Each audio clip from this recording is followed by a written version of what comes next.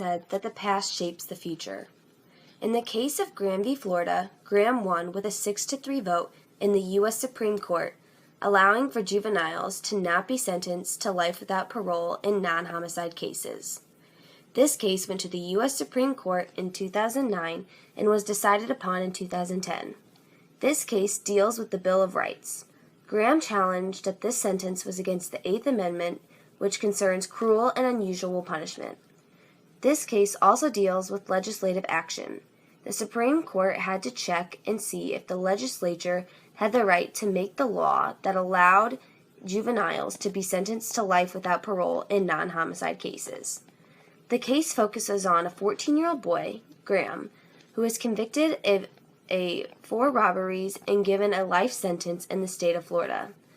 Graham went to jail and after several years asked for a second sentencing, hoping he could show he had matured in his years in prison. The Supreme Court had a close decision of 6-3 and a rough question to answer. Are kids different? In this close case, the Supreme Court took a very political stance instead of the route for the best interests of the country. And throughout this video, you will get to see a slight glimpse of why. Graham v. Florida was not the first of this type of case. In 2001, the Supreme Court took on Atkins v. Virginia. This case was over whether or not sentencing a mentally retarded person to the death penalty was against the Eighth Amendment. In a 6-3 vote, the U.S. Supreme Court said it is not okay because of the specific type of people's lack of culpability. In 2005, Roper v. Simmons went to the U.S. Supreme Court. This case was over whether or not a minor can be sentenced to the death penalty. In a 5-4 vote, the U.S. Supreme Court ruled it cruel and unusual punishment, saying that the standards of decency have evolved. These 2 sentences have happened because society has changed. Currently, over 2,500 people serve life sentences from convictions of juveniles, and 37 states allow this type of sentencing. In a nationwide survey, the majority of people believed that this type of sentencing was wrong, disgusting, and horrifying. This case is happening now because people have evolved and are not okay with a child rotting in jail. After Graham's first sentence, he challenged it against the Eighth Amendment, but it was denied because the case wasn't strong enough yet. Later on, the First District Court of Appeal of Florida affirmed his sentence. Graham then appealed to the Second District Court, and they gave him a sentence of 30 years and 10 years probation. Still in the sentencing, he felt he was a kid being sentenced as an adult. In a case so close, Graham needed a good petitioner, and he had one, Paolo Anino. He worked on this case for over 3 years. He argued that Graham had matured, been rehabilitated, served as a model prisoner, and earned a GED without the prison's help of paying.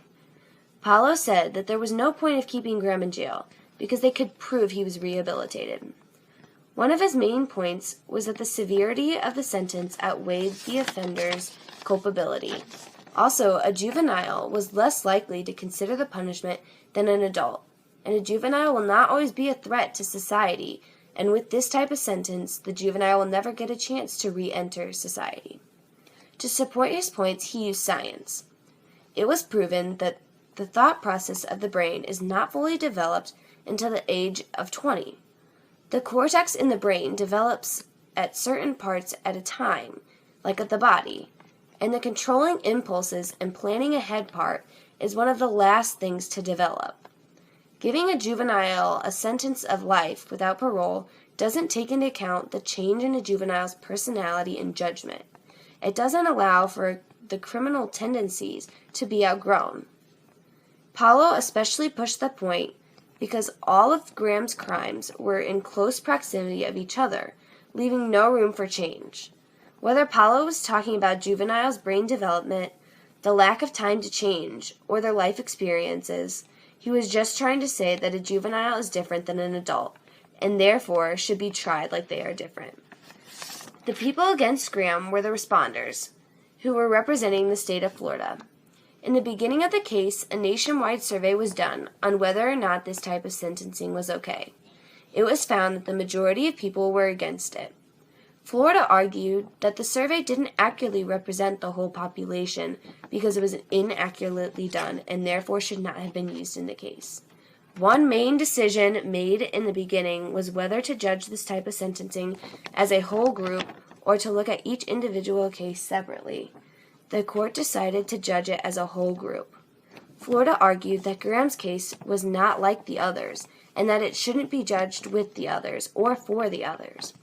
Graham had been given a chance before on his original sentence, but while on probation committed the 4 robberies. Florida argued that there is no reason to trust him again because he had already failed the chance that they had originally gave him.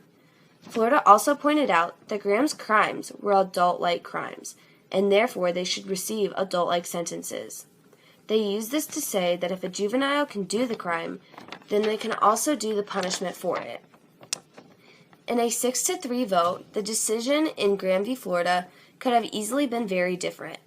In many other cases, though, a vote may come down to 5-4 and very easily have gone the other way, just with one vote. The judicial review system is meant for the justices to discuss with each other and read the Constitution and interpret it, not to think of political views. The Constitution was not made to be interpreted in a 5-4 vote. It was written to be interpreted in a 9-0 vote. Judicial review was made to help protect the people. Yet today, politics again may ruin the system further. Graham's case showed some of the many flaws in the judicial system, whether it is politics in judicial review or how a case is used to decide the outcome for all other cases, even if they're different. It shows flaws that must be fixed to make a better and safer society.